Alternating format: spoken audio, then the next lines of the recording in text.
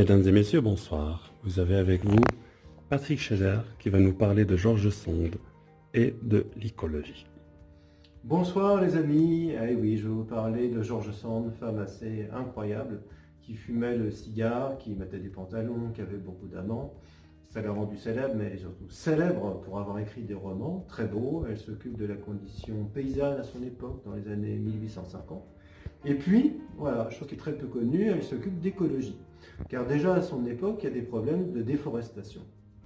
On a besoin d'argent, il est question de raser une partie de la forêt de Fontainebleau, région parisienne, pour planter des pins qui vont faire de la pâte à papier. Bref, des vieux chênes, c'est beau, mais la pâte à papier, ça rapporte plus. Et la France, en plus, a besoin d'argent. On vient de perdre la guerre de 1870. Alors déjà, il y avait eu des tentatives d'abattage dans les années 1850. Et un peintre, un gars assez extraordinaire, Théodore Rousseau, qui s'est installé dans la forêt de Fontainebleau pour peindre les arbres, il n'est pas content. Il dit il ne faut pas abattre cette forêt. Alors il fait du lobbying, en fait.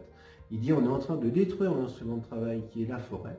Il fait des pétitions, il va à Paris avec les journalistes, il amène un tas d'amis peintres, il commence à peindre des arbres partout, il les montre à Paris, ils disent regardez la nature est belle, il ne faut pas la détruire.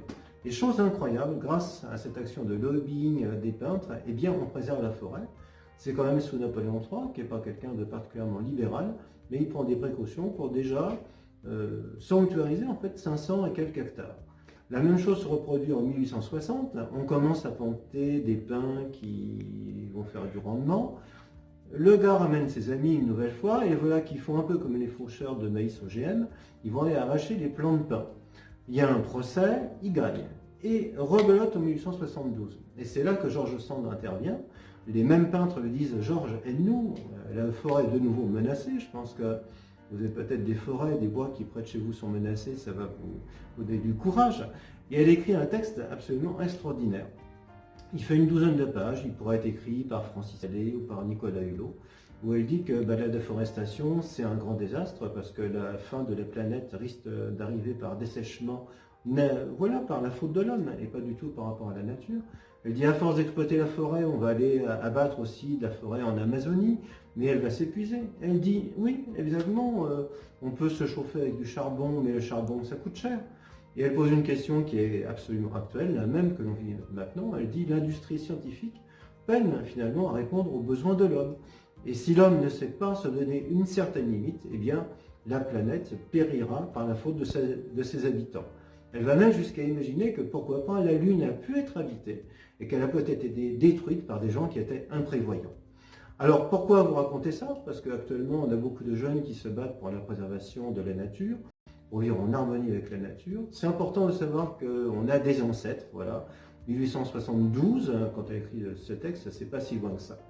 Alors elle finit par une phrase que j'aime beaucoup, voilà, qui je pense pourrait nous inspirer.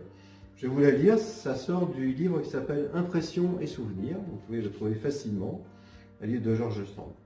Et elle finit son texte en disant « En attendant que l'humanité s'éclaire et se ravise, gardons nos forêts, respectons nos gros arbres. Et s'il faut que ce soit au nom de l'art, si cette considération est encore de quelque poids, écoutons et secondons nos vaillants artistes.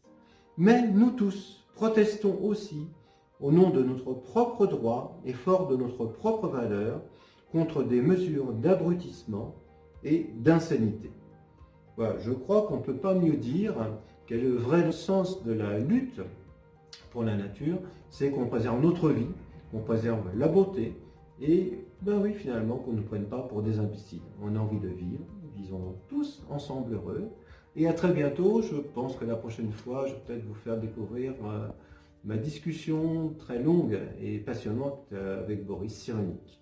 Bonne soirée. Merci Patrick Scheller.